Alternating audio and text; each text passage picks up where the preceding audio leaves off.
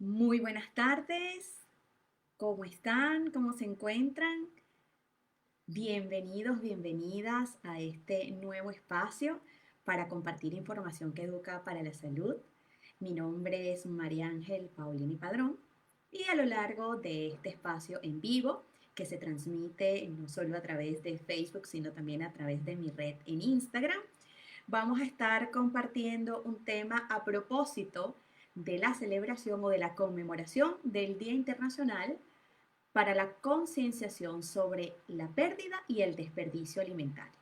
Ya la semana pasada les estuve conversando en este mismo espacio, así que lo pueden revisar no solo en mi canal IGTV para quienes se conectan por Instagram, sino también a través de las historias de videos en Facebook o a través de mi canal de YouTube, de lo que significa disminuir la pérdida de alimentos en nuestras casas. Así que, hola Iliana, bienvenida, gracias por conectarte, gracias a todos los que van haciendo vida a través de este espacio. Yo muy complacida de recibirles por acá.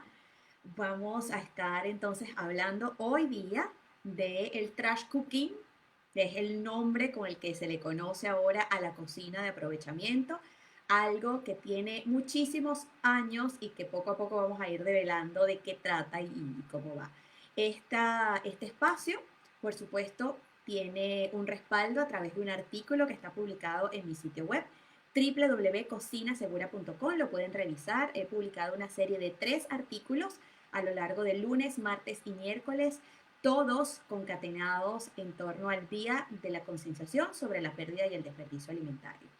Una conmemoración eh, que ha sido promovida por las Naciones Unidas junto con la FAO y otras organizaciones internacionales con la intención de hablar del tema de la pérdida y el desperdicio alimentario. Y vamos a comenzar por allí, un poco haciendo algo de repaso, sobre todo para los que no vieron el video pasado. Tenemos dos grandes aspectos en torno a este tema. Por un lado están las pérdidas de alimentos, que son prácticamente un tercio de todos los alimentos que se consumen, que se pierden a lo largo de toda la cadena productiva. Estamos hablando de más de 1.300 millones de toneladas de alimentos que año a año se van perdiendo, no solamente desde la post cosecha, sino también a lo largo de toda la cadena que transforma y que lleva los alimentos a los expendios minoristas. Estas pérdidas tienen muchísimos factores, algunos tienen que ver con la deficiente calidad o la deficiente tecnología que se tiene, sobre todo en los países considerados del tercer mundo, donde los avances en tecnología para el proceso de post cosecha son muy, muy rudimentarios y allí se pierde una gran cantidad de alimentos. Otro aspecto donde se pierde una gran cantidad de productos tiene que ver con el cumplimiento de los estándares de calidad, no solamente de la industria alimentaria, sino también del consumidor. Y de eso vamos a estar hablando aquí en Cocina de Aprovechamiento. Y por otro lado, estamos hablando de temas que tienen que ver con la fecha de vencimiento. La fecha de vencimiento es algo que se ha obligado a la industria alimentaria a colocar en sus productos, en los productos empacados en esencia, pero también hay muchos productos que en condiciones naturales también por la obligación del país donde se comercializan deben tener o deben estar identificados con la fecha de producción y la fecha de vencimiento. Esta fecha de vencimiento es algo que el consumidor promedio acata a cabalidad y a través de esas pérdidas de alimentos nosotros estamos contribuyendo a uno, que haya menos productos disponibles en los anaqueles para que otras personas los puedan comprar y dos, estamos contribuyendo a la pérdida de alimentos aptos para el consumo. Um, y esto es un aspecto bien polémico, sobre todo en tiempos como los que estamos viviendo ahora, en pandemia, en los que hemos salido a comprar quizás más alimentos de los que necesitábamos de acuerdo a nuestra planificación regular y sobre todo en las primeras de cambio cuando se inició este proceso de confinamiento en casa, no sabíamos cuánto tiempo íbamos a tener que estar en nuestros hogares sin poder salir.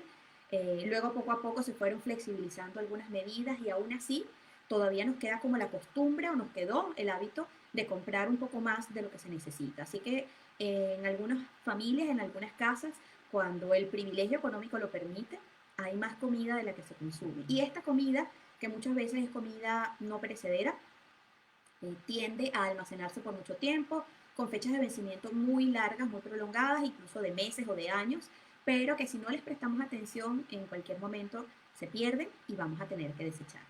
Uno de los grandes problemas asociados a estas pérdidas o a este consumo excesivo de productos es que de alguna manera rompemos el ligero equilibrio o el débil equilibrio que hay en, en el tema económico y en el tema de la distribución de alimentos.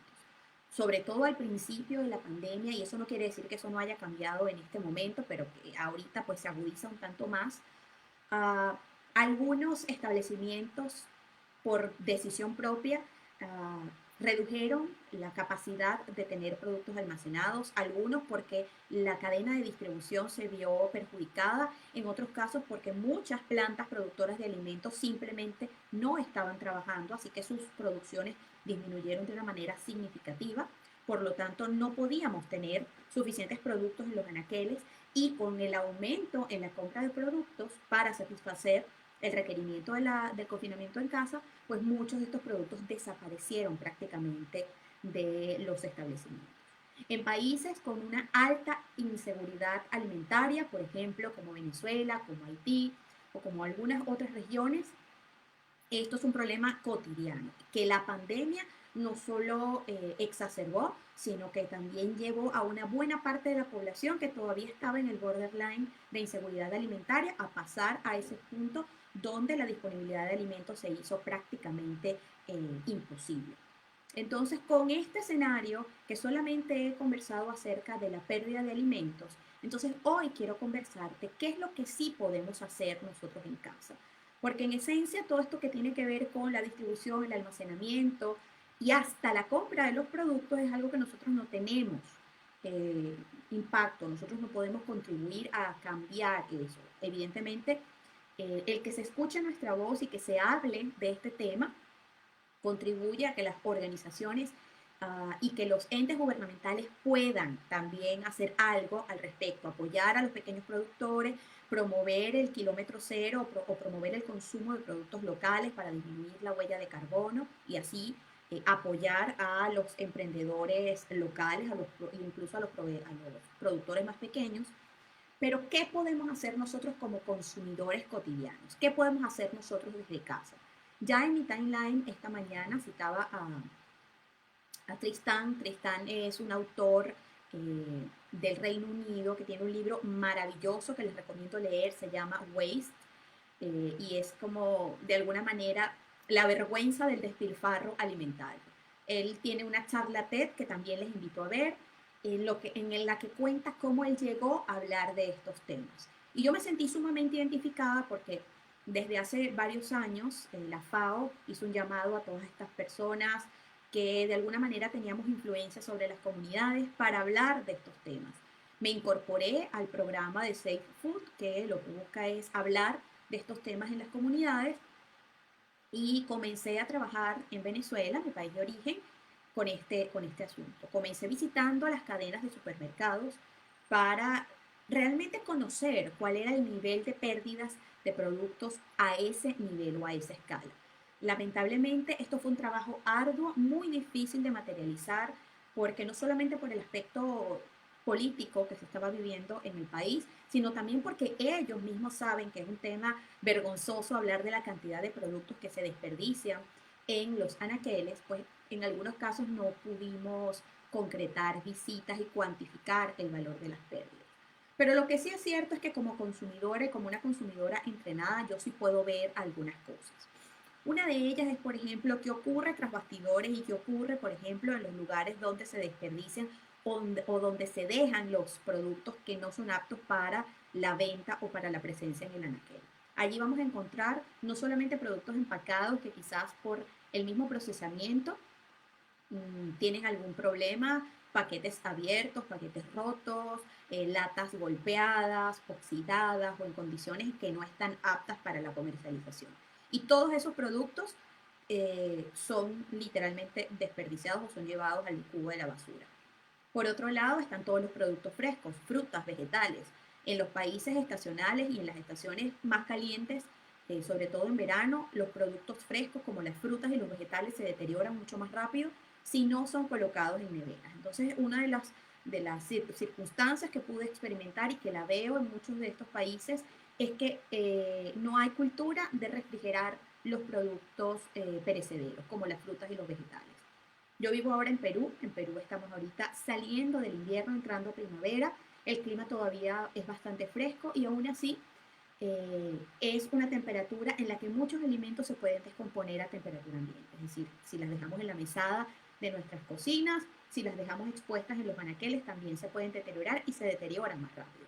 Así que si no hay un consumo apresurado de estos productos, es decir, si no hay una venta efectiva y ahora con este descalabro de la economía puede que esto sea uno de los problemas que están enfrentando los abastecimientos en este momento, entonces muchos de estos productos terminan en el cubo de la basura porque se descomponen en un proceso natural de maduración. Entonces los invito como primer ejercicio a mirar en los establecimientos donde ustedes compran alimentos cómo están esos cubos de la basura, cómo están esos cestos de la basura, para que puedan apreciar el nivel de despilfarro en el que nosotros estamos sometidos. Y evidentemente esto no es una invitación a comer productos que se están descomponiendo, nada más alejado de la realidad. Es simplemente para que tengamos una idea de dónde viene esa cifra de la que yo les estoy hablando.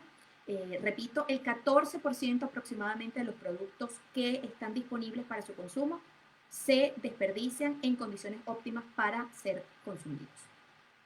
Estas cifras vienen de un estudio que se está realizando desde el 2011 y que poco a poco se ha ido afinando. Ya se van a cumplir 10 años, el próximo año 10 años del primer estudio cuya finalidad tenía simplemente mirar cómo está el panorama. Ya en la página de la FAO y de las Naciones Unidas hay un informe anualizado de cómo por país y por región están las pérdidas de alimento. En Latinoamérica, si bien es cierto, las pérdidas son menores que en los países como Norteamérica o en Europa, no nos quedamos atrás, tenemos una altísima oportunidad de mejora. Estamos hablando que cerca del 55% de los cereales y de los vegetales se pierden en condiciones óptimas para ser consumidos. Y ustedes se preguntarán, bueno, ¿dónde se pierde eso? Voy a hacer un ejercicio. Imagínense que van al supermercado, al abasto, al mercado a cielo abierto, donde ustedes hacen las compras. Y van a elegir especialmente tubérculos, frutas, vegetales. Seguramente todos han aprendido en casa cómo elegirlos. Buscamos un color parejo, buscamos una forma casi perfecta, buscamos que no tengan golpes, magulladuras y eso está bien. Evidentemente no nos queremos llevar una fruta o un vegetal que haya tenido algún golpe porque sabemos que ese es un producto que va a durar menos. Pero eso lo sabes tú y lo sé yo y lo saben las cientos de personas que todos los días visitan los mercados. Entonces, ese tomate que quizás sufrió un golpe, ese vegetal que seguramente alguien revisó, por ejemplo, en el caso de la papaya o de la lechosa, que la gente tiende a pellizcarla para mirar si está madura o no. Ustedes no saben el daño que le estamos haciendo a esa fruta. Porque si usted la pellizca y yo la pellizco, si yo aprieto el aguacate o la palta o el melón o cualquier otro producto, yo estoy interfiriendo en el tejido celular de ese producto. Y cuando hago eso, acelero su proceso de descomposición. Por lo tanto, esa es una fruta o un vegetal que se va a descomponer más rápido y que seguramente usted no va a elegir. Porque si yo pellizco una papaya o una lechosa y veo que no está madura, la devuelvo al anaquel, ¿cierto? Y no la llevo a casa. Y lo mismo se repite en el proceso de otra y otra y otra persona. Entonces, al final del día, esa papaya que estuvo expuesta a temperatura ambiente y que fue molestada, apretada, pellizcada, se va a deteriorar más rápido y puede ser que al día siguiente ya amanezca descompuesta y el expendedor de esa tienda simplemente lo va a tener que quitar del anaquel porque nadie se lo va a llevar. Seguramente toda esa lechosa está en condiciones óptimas. Ese pedazo que fue magullado, que fue picado, que fue pellizcado, obviamente no, pero el resto de la papaya o de la lechosa sí. Lo mismo pasa con los tomates, pasa con las berenjenas, pasa con los melones y pasa con un mundo de productos en los mercados a cielos abiertos o incluso en los supermercados que tienen expendio con los productos sin empacar. Allí comenzamos nosotros a jugar una pieza fundamental en este rompecabezas del desperdicio alimentario. Somos inconscientemente responsables de una buena parte de la pérdida de estos productos en estos establecimientos. Y esto tiene que ver con un tema educativo. Hay una campaña que de hecho yo vengo promoviendo desde hace ya varios años y de hecho el artículo que publiqué hoy en cocinasegura.com tiene que ver con eso y es que la fruta fea o el vegetal feo también alimenta.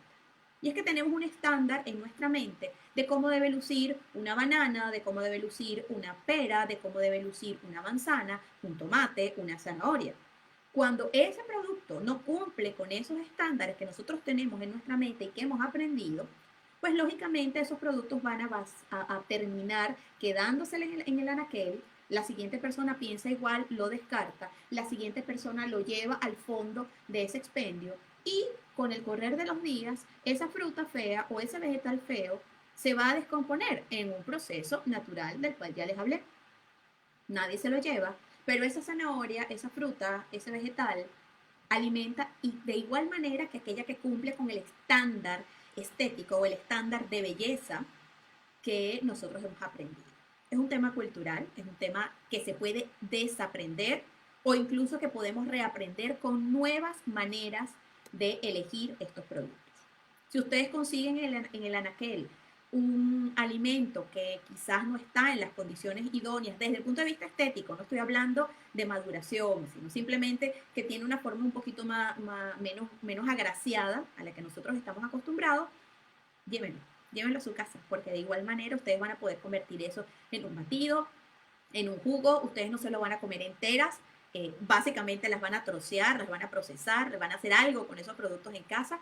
Así que la forma, la estética que tiene en el supermercado simplemente no va a estar disponible después que ustedes hagan la compra. Así que mi invitación en este primer momento y comenzando a hablar de trash cooking tiene que ver con elige estas frutas y estos vegetales que simplemente no lucen como de revista. Y esa es una primera recomendación que les puedo hacer. ¿Qué otra cosa podemos hacer?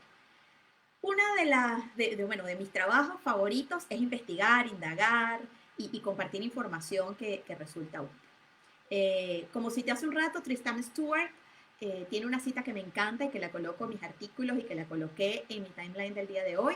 Estamos destrozando nuestro planeta para cultivar alimentos que nadie come. Él participó en un documental llamado Just Eat It o Cómetelo, que justamente habla del desperdicio alimentario y de cómo nosotros, por nuestro sesgo a la hora de elegir los productos, pues lamentablemente pecamos y no nos llevamos todos los productos que vienen, ¿cierto?, pudieran alimentarnos. Pero ahora bien, ¿qué podemos hacer?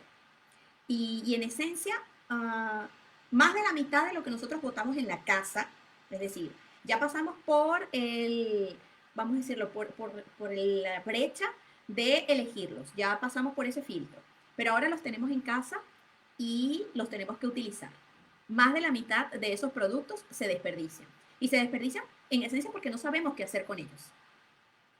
Por ejemplo, en el caso de las hojas y de los tallos, que siento que son los grandes olvidados de nuestra gastronomía moderna, bueno, porque hemos evolucionado, porque estamos en una época que, si bien es cierto, es complicada económicamente, es mucho más privilegiada que hace muchos años atrás. ¿Qué pensarían si yo les dijese que las hojas de la zanahoria era lo que nuestros antepasados consumían? No se comían el bulbo era sagrado, porque el bulbo era lo que permitía que la planta retoñara, y lo que se comía eran las hojas. De hecho, se utilizaban para guisos, para guarniciones, porque son muy gustosas. En algún momento, pues evidentemente se descubrió que el bulbo también era comestible, no solo crudo, sino también cocido, y por supuesto empezamos a sacar el bulbo de la tierra y nos los empezamos a comer. Y cuando empezó ese proceso, las hojas dejaron de ser utilizadas. Es decir, las hojas que antes eran comestibles se convirtieron en desperdicio alimentario. Algo que estaba disponible y listo para comer, simplemente se desechó. Entonces, muchas de estas hojas, las hojas de la remolacha o el betabel o la betarraga, dependiendo del país desde donde te conectes, son comestibles. Las hojas del brócoli, prácticamente todas las hojas que acompañan a la mayoría de los vegetales que nosotros compramos en casa son comestibles. ¿Cómo los puedo usar? Bueno, tan sencillo como que los puedo lavar bien, trocear y utilizarlos como guarnición o como saborizante para muchos de los guisos. Ya les hablé de las hojas de la zanahoria y también les puedo hablar, por ejemplo, de los troncos del brócoli, que es una parte que tampoco nos comemos. Hay algunas recetas, sobre todo en los países árabes, en los que el tronco, la parte más gruesa del brócoli, se come y es mm, muy similar al palmito, al corazón de la hoja de palma, que lo comemos, que es muy preciado y que además es bastante costoso para algunos países.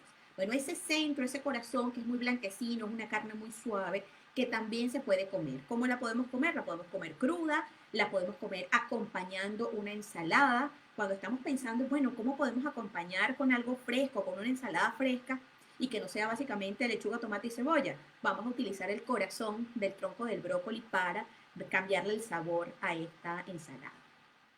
¿Qué podemos hacer con los otros troncos? Bueno, los podemos trocear, ellos son muy ricos en fibra, son difíciles de masticar, esa es la razón por la cual casi siempre los botamos o no los incluimos en nuestros platos. Pero si se cocinan bien, si nosotros los agregamos al guiso, pues ayudan no solamente a darle consistencia, sino también sabor. Y antes de vaciarlo en el cubo de la basura, yo prefiero tenerlo en una sopa que se ablande bien o en un guisado que se ablande bien y que forme parte de esa guarnición que acompaña un guiso de carne, un guiso de pollo, que normalmente lleva bastante tiempo de cocción. Entonces, nosotros podemos eventualmente utilizar este tipo de productos. Otra cosa que podemos hacer es agarrar esas hojas verdes y combinarlas con un rico aceite que a lo mejor puede estar aromatizado con ajo, con orégano o con cualquier otra especie y convertirlo en un pesto. Un pesto, nosotros estamos acostumbrados al pesto que se hace con albahaca, pero con las hojas de espinacas también podemos hacer pesto, con las hojas de las acelgas, con las hojas del brócoli, con las hojas de la betabel también podemos hacer pestos. Y eso nos puede funcionar, por ejemplo, para untarlo en una galleta, para untarlo en un pan, o incluso para acompañarlo con algún otro cereal, como el arroz o como la pasta, eh, que pudiera estar disponible en alguno de nuestros platos cotidianos. De nuevo, la idea es que con esta cocina de aprovechamiento o el trash cooking nosotros podamos utilizar esas cosas que normalmente botamos y que aumentan nuestro volumen de desperdicios orgánicos a prácticamente cero. Yo sé que es muy ambicioso pensar que en cero, pero pensemos en cuánto menos podríamos tenerlo disponible en casa. ¿Qué otra cosa podemos usar? Las pieles, cáscaras de la mayoría de los vegetales, de los tubérculos, de las frutas, todas son comestibles.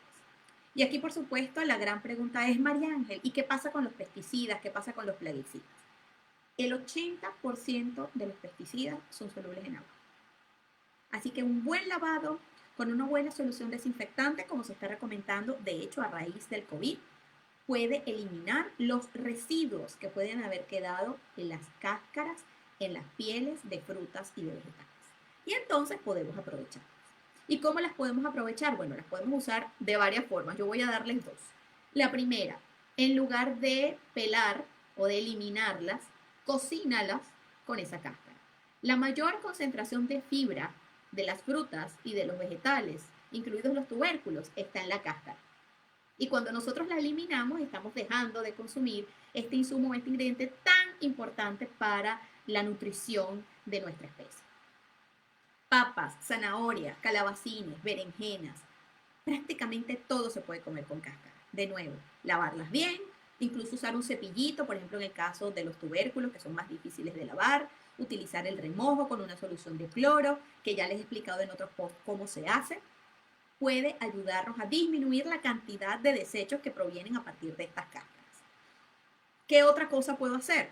Bueno, si voy a hacer un puré de papas, por ejemplo, o de batata, y no uso la cáscara porque le cambia el sabor y cambia incluso la textura, pues entonces, ¿qué hago yo con esas cascaritas? De nuevo, como ya las lavé y las lavé muy bien, entonces yo las puedo salpimentar, colocarlas en el horno y dejarlas que se tuesten. Les aseguro que con eso vamos a tener una entrada deliciosa que para los que tienen niños y niñas les va a encantar porque son crujientes, la pueden acompañar con ese pesto que habíamos preparado anteriormente con las hojas y es una excelente manera de tener una merienda o una guarnición o una entrada a nuestras comidas que prácticamente nos cuesta cero porque de otra manera nosotros los hubiésemos botado al cubo de la basura. ¿Es así? Entonces podemos aprovechar las cáscaras para hacer esto. Las cáscaras, por ejemplo, como las del calabacín, a mí me gusta mucho utilizarlas porque seguramente han escuchado hablar de la falsa pasta a partir de calabacín y aquellos aparatos todos elaborados para hacer los espirales. La verdad es que nosotros podemos, después de pelar el vegetal, con mucha paciencia, no necesitamos tener estos artefactos tan modernos, si los tenemos que bien, pero si no los tenemos no hace falta. Los cortamos en tiritas muy finas, además es una excelente actividad de meditación activa porque tenemos que estar muy concentradas en esa actividad. Y luego las pasamos por agua, ¿sí? Las escaldamos, que es un proceso muy rápido, agua hirviendo, se sumergen en esta agua no más de 2 minutos y ya estamos listos para comer. Le colocamos una buena salsa con esos tomates que compramos, que no estaban tan bonitos, pero que estaban muy maduros y eran perfectos para hacer una pasata. Y tenemos una comida completa que si la acompañamos con un quesito o con lo que les gusta acompañar una buena pasta, tenemos una entrada completamente diferente. Para las personas que deben comer sin gluten, por ejemplo, o que son sensibles a estos productos, esto es una magnífica manera de incorporar una entrada a su abanico de alimentos, que ya sabemos que es bastante restringido porque tienen que eliminar una gran cantidad de alimentos. Otra cosa que podemos aprovechar y para mí son las grandes olvidadas de este proceso son las semillas. Las semillas de prácticamente todas las frutas y los vegetales son comestibles. Evidentemente, ay sí, Emilia, quedan deliciosos, a mí me encanta hacerlo. Gracias por comentarlo.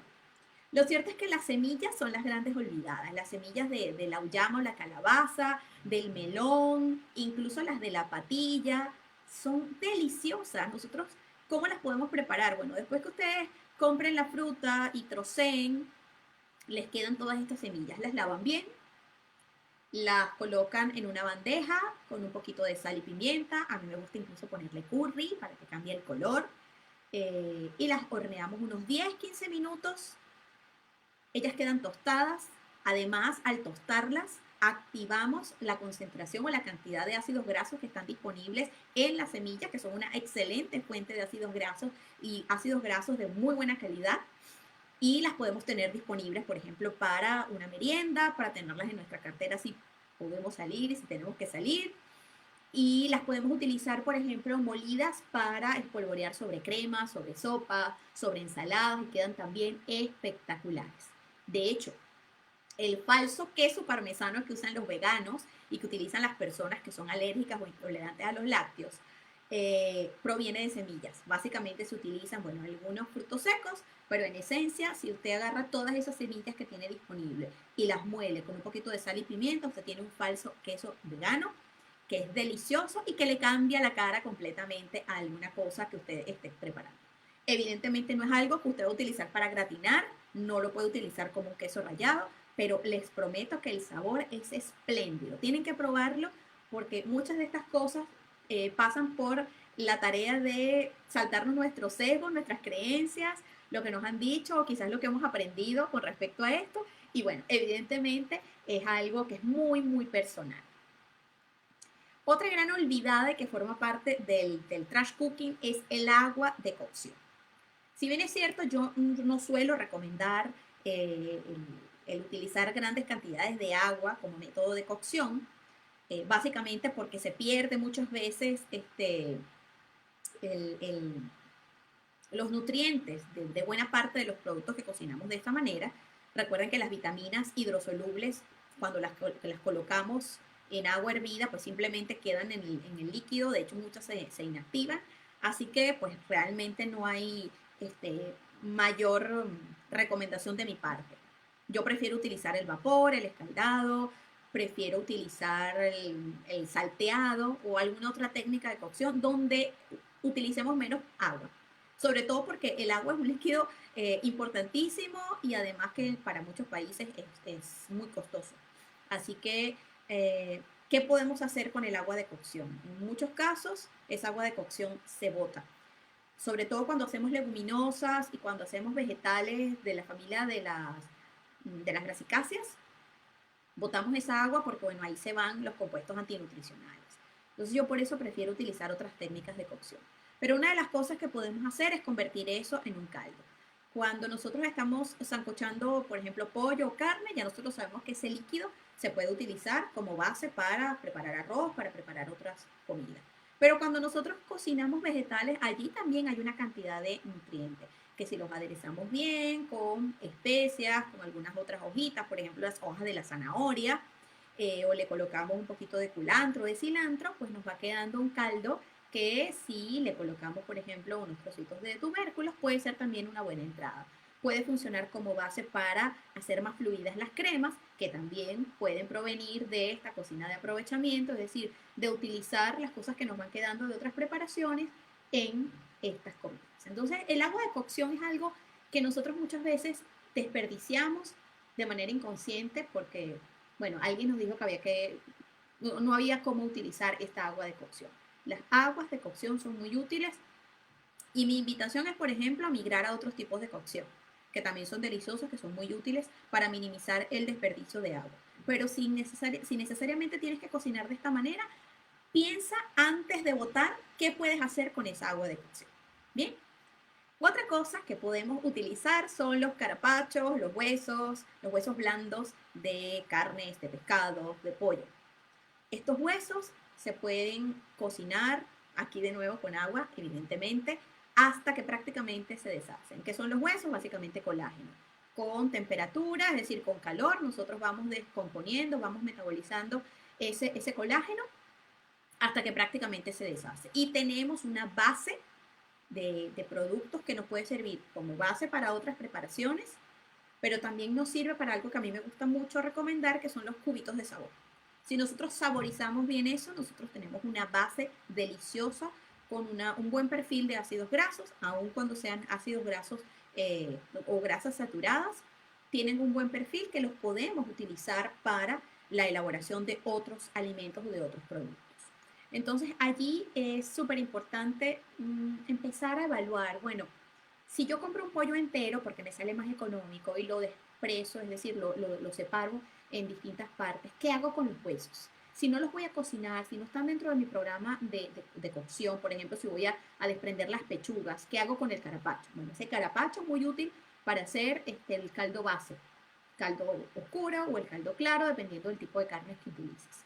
Y esa base puede servir como starter o como iniciador de otros alimentos, de otras recetas que seguramente ustedes cuando vean la bibliografía van a ver que, por ejemplo, utilice medio litro, utilice una taza de caldo de pollo, de caldo de carne. ¿De dónde sale eso? En lugar de agarrar un cubito de estos procesados que son altísimos en sodio, ya ustedes tienen preparados unos cubitos. Mi recomendación es preparar este caldo, colocarlo en estas gaveritas para preparar hielo, las congelan, luego las sacan de la gaverita para que puedan utilizar la gaverita para otras cosas y luego dejarlo en una bolsa. Cada vez que usted vaya a hacer una preparación, toma uno de estos cubitos deliciosos y los coloca ahí. Dato curioso, esto es excelente también como meriendas para los peludos, tanto para gatos como para perros. Si ustedes tienen mascotas en casa, esta puede ser una excelente merienda en lugar de invertir recursos en estas galletas procesadas. No tengo nada en contra de las galletas procesadas, pero si ustedes les quieren dar una merienda deliciosa a sus mascotas, estos calditos o estos cubitos a partir del carapacho o los huesos carnosos son una magnífica alternativa para ellos. Luego paso a un tema que, bueno, que yo siempre considero que es como medular en este asunto. ¿Qué hacemos con las frutas muy maduras? Y esto es un clásico, sobre todo porque en los talleres que hacía, sobre todo cuando estaba en Venezuela, de lonchera segura, muchas mamás me comentaban que a sus hijos no les gustaba y que a ellas mismas no les gustaba, por ejemplo, el cambur cuando estaba muy maduro, porque era muy suave, porque las manchitas negras a la vista no les agradaba. Y bueno, esto tiene una razón de ser. Para muchas personas, de hecho, instintivamente esos spots negros o esas manchas negras son como un aviso para estar ahí como atentos a que puede existir un peligro. Pero nosotros ya no estamos en este tiempo. No hemos evolucionado para que nuestra creencia o nuestros patrones muy afianzados en el cerebro cambien, pero sí podemos, habiendo evolucionado y teniendo neurocórtex, sí podemos analizar la situación. Y si ustedes tienen un cambur que está muy maduro o frutas que están muy maduras, ¿qué podemos hacer con ellas? Bueno, la primera, congélalas. Cuando las congelas, detienes el proceso de maduración. Y te preguntarás, bueno, ¿y qué hago después con esto? Bueno, uno, puedes convertir eso en un smoothie o puedes convertir eso en un helado. ¿Cómo lo hago? Lo llevas al procesador. Si vas a hacer helado, por ejemplo, el cambur o la banana es estupendo porque ya te da esa textura de helado que después la puedes combinar, si quieres, con una cucharada de crema de maní o con una cucharada de cacao o con otra fruta. Y ya tienes un helado delicioso que te sirve para las meriendas de la tarde. Te prometo, los niños ni cuenta se van a dar que eso viene del cambur pochadito que tenías allí que nadie se quiso comer. Que no lo puedo congelar, que no lo congelé, que se me pasó. Lo puedes triturar o canchar, como decimos por acá en Perú, y lo combinas con un huevo, le pones un poquito de harina, la harina de tu gusto, de trigo, de avena, la que tengas disponible en casa, y haces panquecas. Te lo prometo, nadie se va a enterar que esas panquecas fueron hechas con un cambur que estaba pochado o un cambur que estaba a punto de podrirse. De hecho, no hace falta colocar azúcar. Recuerden que las frutas, a medida que están más maduras, tienen un alto contenido de azúcar, así que el sabor es mucho más intenso. Por lo general, no hace falta endulzar un poco más. ¿Qué otras cosas puedo hacer con las frutas muy maduras? Bueno, ya les había dicho que podemos hacer smoothies. Y estos smoothies es básicamente, pues agarro esta fruta que está muy madura, la coloco en el procesador, le coloco yogur, le coloco agua, le coloco leche, leche vegetal si ustedes quieren, y ya tienen una excelente bebida que puede funcionar como merienda. Anaís comenta por acá que se puede hacer mermelada. El tema con la mermelada, mi querida Anaís, es que generalmente necesitamos la fruta pintona. ¿Por qué? Porque para que la mermelada tenga esa textura, necesitamos que tenga pectina. Y la pectina es inversamente proporcional al nivel de maduración de la fruta. Es decir, mientras más madura está la fruta, hay menos pectina. Entonces, bueno, tendríamos que utilizar pectina artificial, pectina en polvo para poder garantizar que se cuaje, ¿no? Entonces, en ese caso, yo preferiría la fruta madura utilizarla quizás para otras cosas. Y quizás esta pintona utilizarla así para la mermelada. Bien. Um, ¿Qué otra cosa se puede hacer? Sí, Anaí, puedes utilizar el edulcorante que quieras. Ella sugiere stevia, pero puedes utilizar azúcar o el endulzante de tu preferencia. Aquí, básicamente, lo que estamos buscando es, bueno, cómo podemos aprovechar ese insumo que tenemos que, si no lo atajamos a tiempo, se va a convertir en desperdicio alimentario. Por aquí le dicen al smoothie de cambur se le puede agregar cacao en polvo. Sí, lo comenté, no solamente al smoothie, sino también al helado. Y nos queda un delicioso helado de chocolate, porque tiene el dulzor de, como les comenté, del cambur o de la banana, que es muy dulce. Tú tienes que agregarle azúcar, la verdad es que no hace falta. Le puedes colocar luego lluvia de maní si te provoca y si la puedes comer en casa y listo. Con el mango también se puede hacer la jalea de mango, que es muy típica en Venezuela y seguramente en otros países, pero en Venezuela es un lugar común. También se hace con muchos de estos insumos que están a punto de deteriorarse. Así que como ven, fíjense cómo van saliendo ideas gracias a los que van comentando por aquí y que van aportando sus recuerdos y sus historias de cocina de aprovechamiento, porque si bien es cierto ahora se conoce como trash cooking, y le queremos dar una visión un poco más moderna, la cocina de aprovechamiento es la cocina de toda la vida, es la cocina de nuestras abuelas. Y con respecto a eso voy a hablar del pan, porque el pan tiene una gran historia en la cocina de aprovechamiento. El pan es uno de esos insumos en los que nosotros en esencia aprovechamos hasta el último granito de ese pan. Si ese pan se empezó a poner duro, bueno, porque ya tiene mucho tiempo o porque fue almacenado quizás en condiciones inadecuadas, ¿qué podemos hacer con el pan duro? Bueno, hay múltiples recetas con pan duro. De hecho, si nosotros los remojamos en leche o los remojamos en bebidas un poco más espirituosas, nosotros podemos hacer una cantidad de recetas. La torta de pan o el budín de pan es una receta antiquísima, una receta de las abuelitas que se hace básicamente con pan duro. ¿Qué otra cosa puedo hacer con ese pan duro? Bueno, lo puedo pasar por el procesador. Si está muy, muy, muy duro, lo puedo pasar por el procesador y ya tengo para empanizar. No tengo que comprar el pan para empanizar, sino que ya tengo ahí en casa disponible. muchas veces el pan no llega a deteriorarse o a ponerse muy duro. Pero en el caso de que les hubiese quedado una hogacita de pan, o por ejemplo, los extremos de los panes que a veces son desaprovechados, sobre todo de este pan de molde o pan de sándwich, en el que casi nunca hacemos un sándwich con los extremos. Bueno, ¿qué hacemos con ese pan? Lo podemos tostar, lo podemos convertir en crotones, lo podemos incorporar a nuestras ensaladas, a las cremas, aquellas cremas de vegetales que hemos hecho, unos crotones de pan que pueden estar, por ejemplo, salteados con sal, pimienta, ajo, cebolla, le dan un sabor distinto y créanme que les cambia completamente el plato que ustedes están sirviendo. Por aquí mi querida Nefer, de Nefer Cookies, habla de los rollitos de pulpa de fruta. Sí, eso es otro nivel. Obviamente, si tenemos un deshidratador o una buena bandeja y paciencia, podemos hacer estos rollitos de fruta deshidratada que quedan maravillosos. De hecho, la fruta deshidratada es una forma de conservar la fruta que sabemos que no nos vamos a comer. ¿Ok? ¿Qué otra cosa podemos hacer por acá con el pan? Bueno, de nuevo, el pan es muy útil para acompañar otras comidas. Nosotros podemos volver a hornear el pan poquitos minutos si lo rociamos con un poco de agua y queda prácticamente como si hubiese salido del horno. Así que si se nos pasó y dejamos el pan olvidado fuera de la bolsa o fuera del lugar donde nosotros lo guardamos y en la mañana nos dimos cuenta que se puso duro, primero rocíalo con un poquitito de agua, no mucho, y vuélvelo a meter en el horno. Te vas a dar cuenta que él empieza a suavizarse y pues le cambias completamente la cara del pan, así que lo podemos aprovechar casi como que si hubiese salido del horno. Por aquí Anaís comenta que de tomarse esos jugos, bueno, ya creo que los tiene acá. Hizo una mermelada de mango maduro porque eran dos baldes y no había manera de tomarse eso en jugo. Así que se le ocurrió hacer la mermelada o en confitura y quedó genial. Hasta un pie de mango te salió. ¿Ves? Qué maravilla. O sea, fíjense cómo aquí vamos compartiendo ideas deliciosas, maravillosas para disminuir el desperdicio de alimentos en casa. Esto es un tema básicamente de hacerlo nuestro día a día, de incorporarlo a nuestra cotidianidad.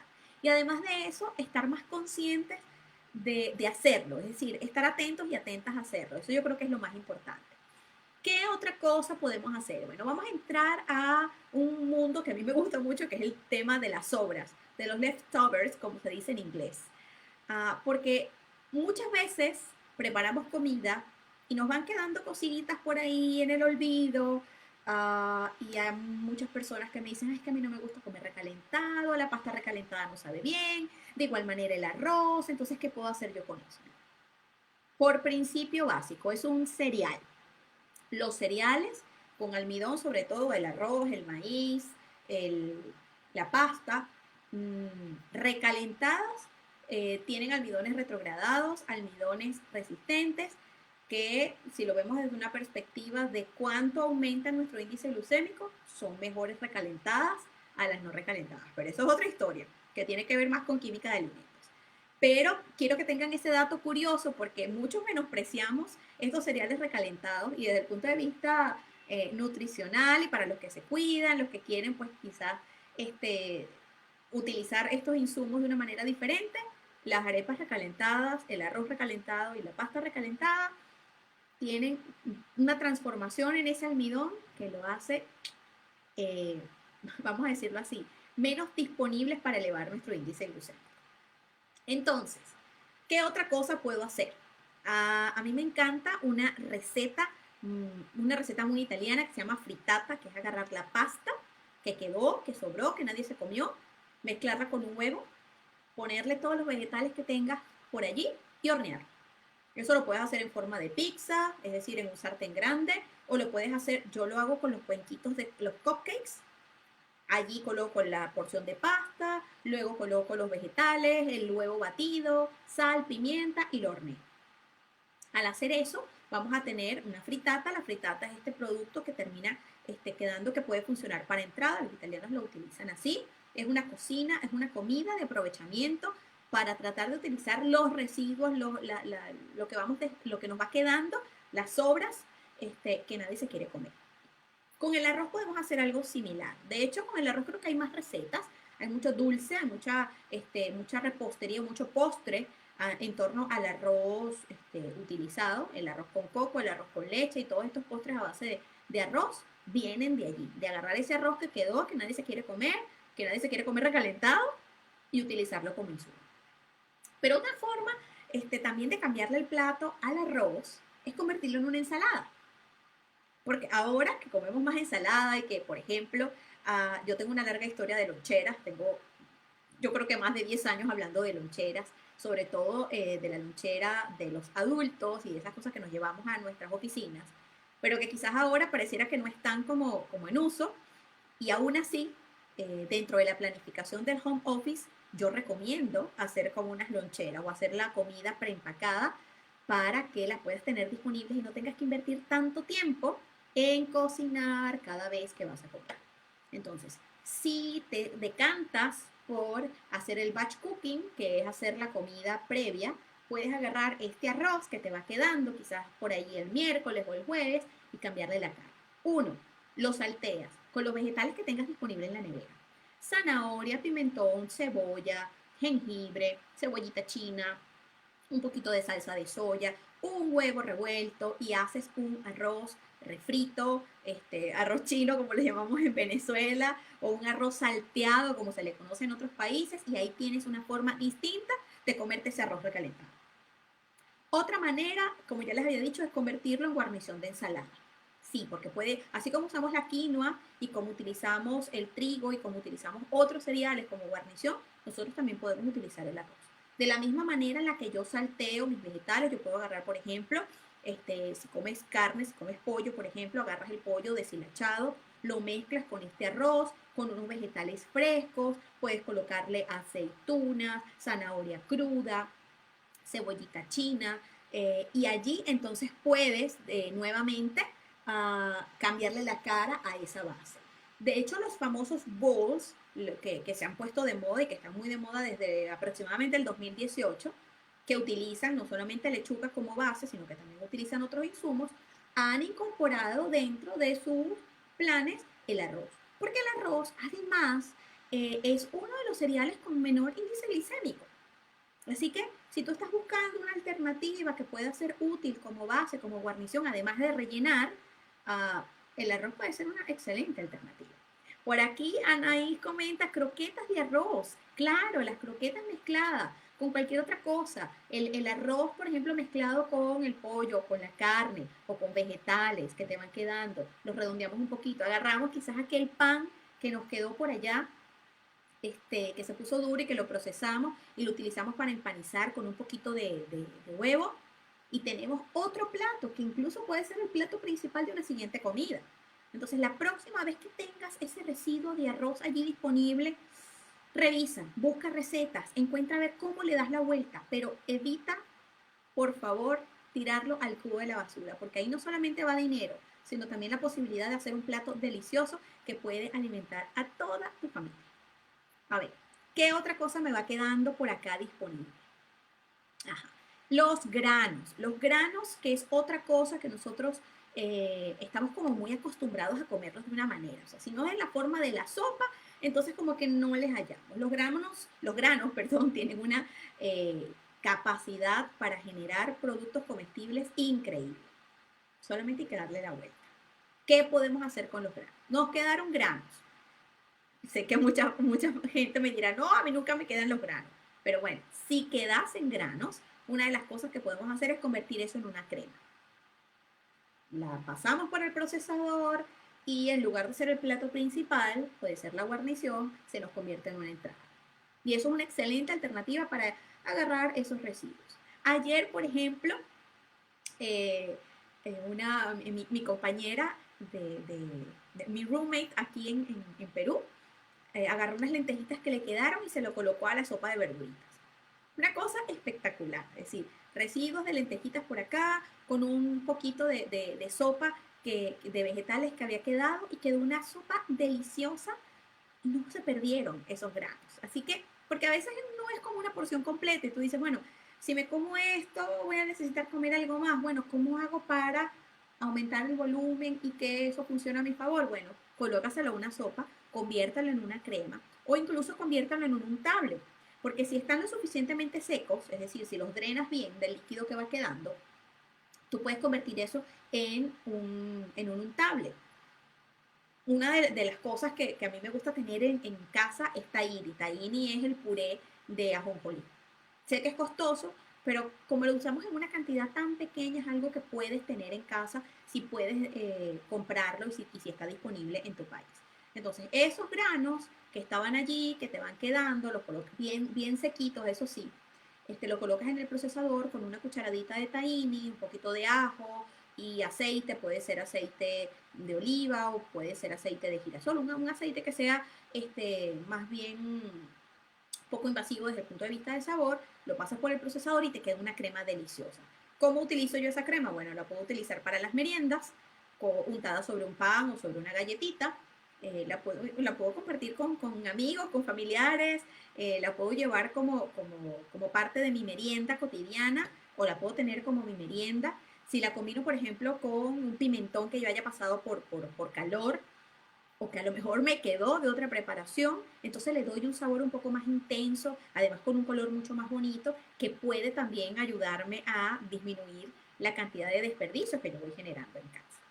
Y por último, y no por eso menos importante, las ensaladas, que ya les hablé de ellas hace un rato, pero las ensaladas son siempre un lienzo en blanco con el que nosotros podemos aprovechar prácticamente lo que tenemos en la casa.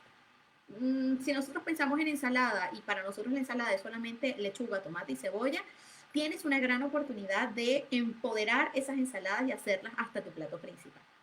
Si te quedó un poquito de pollo o te quedó un poquito de atún o si te ha quedado un poquito de carne de una comida anterior, trocéala, colócala en la ensalada, así fría, porque la carne fría también se puede consumir. Puedes colocarle los que te va quedando, restos de queso, si puedes consumir queso o puedes hacer tus quesitos vegetales, si tienes tus quesitos vegetales, puedes incorporarle aceitunas, cebollas, puedes incorporarle aquellas verduritas o aquellos vegetales que van quedando y puedes hacer una ensalada muchísimo más poderosa que hasta se puede convertir en tu plato principal.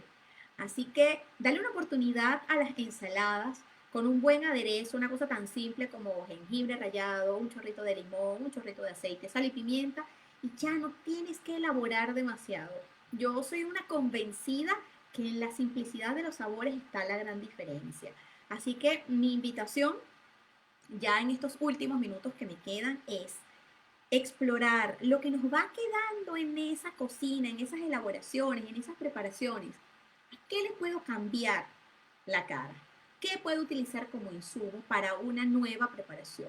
No tiene que ser el próximo plato principal, pero puede ser la próxima merienda, puede ser la próxima guarnición, puede ser la próxima cena o puede ser la próxima comida si decides hacer que, por ejemplo, un día como los viernes o los sábados sea un día de trash cooking.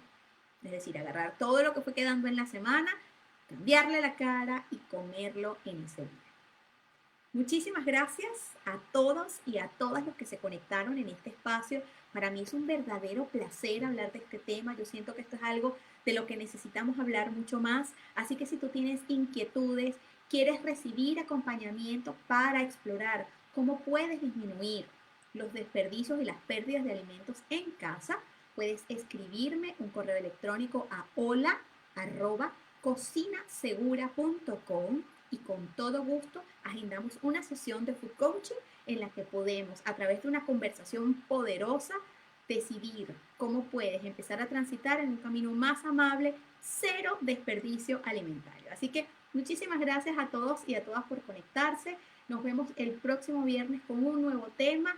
Así que los invito a pasar por el sitio web para que puedan leer los artículos y gracias a todos y a todas las que se quedaron por acá en este espacio. Bye bye.